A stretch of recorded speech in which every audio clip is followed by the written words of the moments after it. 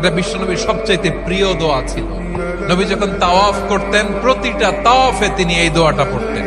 রুকনে ইয়ামানি থেকে হাজরে আসওয়াদে যখন তিনি যেতেন এই দোয়াটা পড়তেন, রব্বানা আতিনা ফিদ দুনিয়া হাসানা ওয়া ফিল আখিরাতি হাসানা ওয়া কিনা আযাবান নার।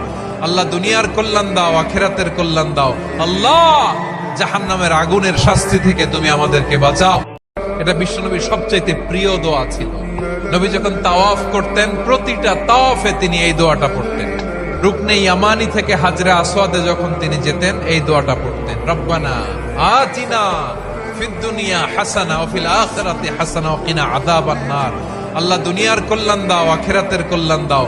আল্লাহ জাহান্নামের আগুনের শাস্তি থেকে তুমি আমাদেরকে বাঁচাও। এটা বিশ্বনবীর সবচাইতে প্রিয় দোয়া ছিল।